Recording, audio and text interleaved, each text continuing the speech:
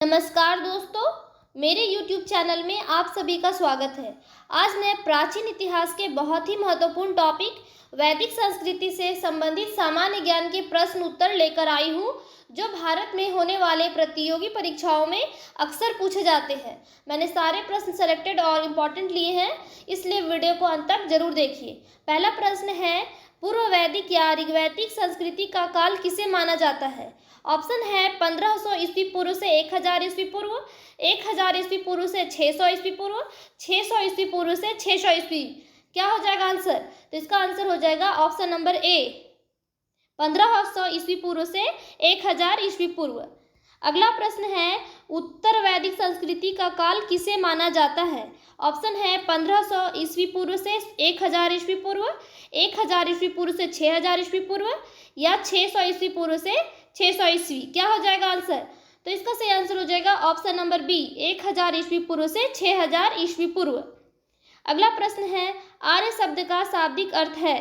Option है वीर या योद्धा, श्रेष्ठ या कुलीन, यज्ञकर्ता या पुरोहित या विद्वान। क्या हो जाएगा आंसर? तो इसका सही आंसर हो जाएगा ऑप्शन नंबर बी, श्रेष्ठ या कुलीन। आर्य शब्द का शाब्दिक अर्थ है श्रेष्ठ या कुलीन।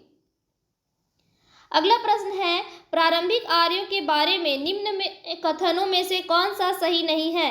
ऑप्शन है वे संस्कृत बोलने वाले थे, वे घुड़सवारी किया करते थे, वे कई झुंडों में भारत पहुंचे, वे मुख्यतः नगरों में निवास करते थे। क्या हो जाएगा आंसर? तो इसका सही आंसर हो जाएगा ऑप्शन नंबर डी, वे मुख्यतः नगरों में निवास करते थे।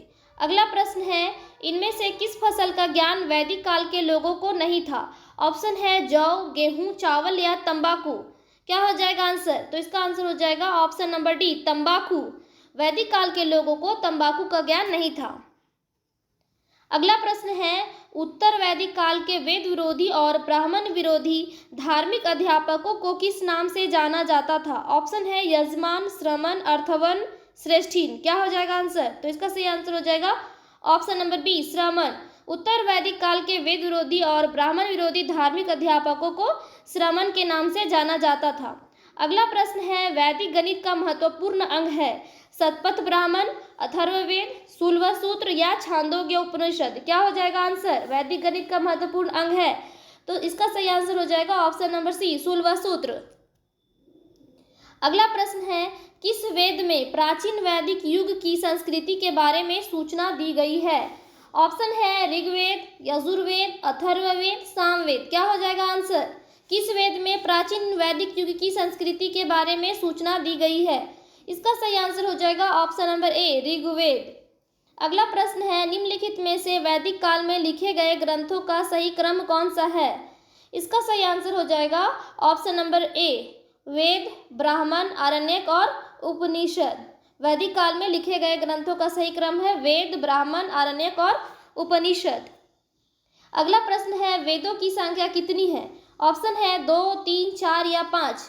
क्या हो जाएगा आंसर? तो इसका सही आंसर हो जाएगा ऑप्शन नंबर सी, 4। वेदों की संख्या 4 है। अगला प्रश्न है, कौन से 3 वेद संयुक्त रूप से त्रयी या वेद त्रयी कहलाते हैं? इसका आंसर हो जाएगा option number A, Rigveda, Yajurveda और सामवेद। वेद त्रयी कौन कहलाते हैं? ऋग्वेद, यजुर्वेद और सामवेद। अगला प्रश्न है, भारत के राज चिन्ह में प्रयुक्त होने वाले शब्द सत्यमेव जयते किस उपनिषद से लिए गए हैं? ऑप्शन है मुंडक उपनिषद, कठोपनिषद, ईश उपनिषद, बृहदारण्यक उपनिषद। क्या हो जाएगा आंसर? भारत के राज चिन्ह में प्रयुक्त होने वाले शब्द सत्यमेव जयते किस उपनिषद से लिए गए हैं? तो इसका सही आंसर हो जाएगा ऑप्शन नंबर ए, मुंडक उपनिषद। अगला प्रश्न है, ऋग्वैदिक आर्यों का मुख्य व्यवसाय क्या था? ऑप्शन है कृषि, पशुपालन, शिक्षा या व्यवसाय। क्या हो जाएगा आंसर? ऋग्वैदिक आर्यों का मुख्य व्यवसाय क्या था? तो इसका सही आंसर हो जाएगा ऑप्शन नंबर बी, पशुपालन।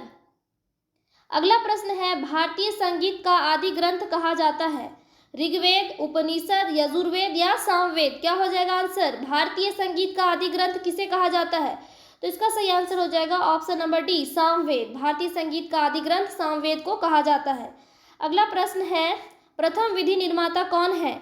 ऑप्शन है मनु, चाणक्य, चंद्रगुप्त या सेल्यूकस। क्या हो जाएगा आंसर? प्रथम विधि निर्माता कौन है? तो इसका सही आंसर हो जाएगा ऑप्शन नंबर ए, मनु। प्रथम विधि निर्माता है मनु। अगला प्रश्न है, कृष्ण भक्ति का प्रथम और प्रधान ग्रंथ है? ऑप्शन है महाभारत, श्रीमद् भगवद गीता, गीत गोविंद या इनमें से कोई नहीं। क्या हो जाएगा आंसर? कृष्ण भक्ति का प्रथम और प्रधान ग्रंथ है, तो इसका सही आंसर हो जाएगा option number B, Shrimad Bhagavad Gita. अगला प्रश्न है, ऋग्वेद में संपत्ति का प्रमुख रूप क्या है?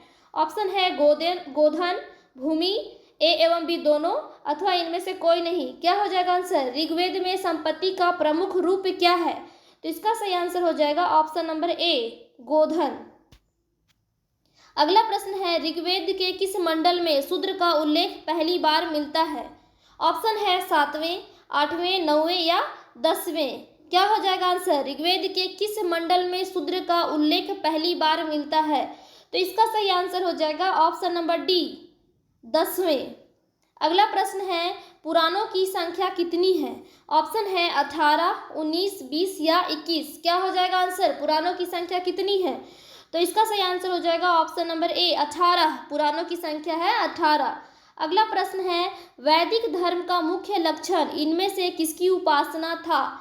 ऑप्शन है प्रकृति, पशुपति, देवी माता या त्रिमूर्ति। क्या हो जाएगा आंसर? वैदिक धर्म का मुख्य लक्षण इनमें से किसकी उपासना था? तो इसका सही आंसर हो जाएगा ऑप्शन नंबर ए, प्रकृति।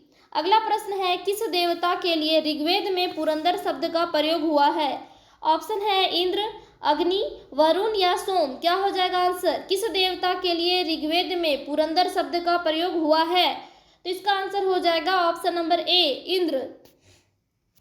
अगला प्रश्न है, शुल्ब सूत्र किस विषय से संबंधित पुस्तक है? ऑप्शन है ज्यामिति, ज्योतिष, गणित या खगोल। क्या हो जाएगा आंसर? शुल्ब सूत्र किस विषय से संबंधित पुस्तक है? तो इसका सही आंसर हो जाएगा ऑप्शन नंबर ए, ज्यामिति। अगला प्रश्न है, अस्तो मा सदगमया कहाँ से लिया गया है? ऑप्शन है ऋग्वेद, यजुर्वेद, सामवेद या अथर्ववेद। क्या हो जाएगा आंसर? अस्तो मा सदगमया कहाँ से लिया गया है? तो इसका आंसर हो जाएगा ऑप्शन नंबर ए, ऋग्वेद। अस्तो मा सदगमया ऋग्वेद से लिया गया है। अगला प्रश्न है, आर्य भारत में बाहर से आए और सर्वप्रथम बसे थे। ऑप्शन है समातट में, प्रयाग ज्योतिष में, पंजाब में या पांचाल में। क्या हो जाएगा आंसर? आर्य भारत में बाहर से आए और सर्वप्रथम कहाँ बसे थे? तो इसका सही आंसर हो जाएगा ऑप्शन नंबर सी, पंजाब में। अगला प्रश्न है, वेदों को अपौरुषीय क्यों कहा गया है? क्या हो जाएगा इसका आंसर? इसका आंसर हो जाएगा ऑप्शन नंबर ए, क्योंकि वेदों की रचना देवताओं द्वारा की गई है। वेदों को अपौरुषीय कहा गया है क्योंकि वेदों की रचना देवताओं द्वारा की गई है। अगला प्रश्न है, वैशेषिक दर्शन के प्रतिपादक हैं। ऑप्शन है कपिल, उलूक कनाद, अक्षपाल गौतम या पतंजलि। क्या हो जाएगा आंसर? वैशेषिक दर्शन के प्रतिपादक है, तो इसका आंसर हो जाएगा option number B, Uluka Kanad. वैशेषिक दर्शन के प्रतिपादक हैं उलूक कनाद। अगला प्रश्न है, मीमांसा या पूर्व मीमांसा दर्शन के प्रतिपादक हैं।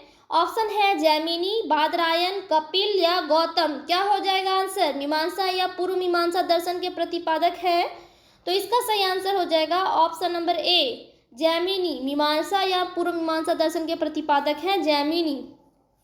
अगला प्रश्न है, वेदांत या उत्तर मीमांसा दर्शन के प्रतिपादक हैं जैमिनी, बादरायन, बुद्ध या महावीर। क्या हो जाएगा आंसर? तो इसका आंसर हो जाएगा ऑप्शन नंबर बी, बादरायन।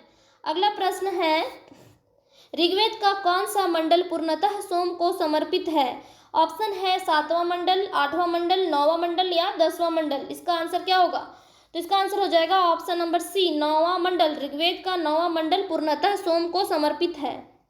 अगला प्रश्न है, प्रसिद्ध 10 राजाओं का युद्ध दसराज युद्ध किस नदी पर, किस तट पर लड़ा गया?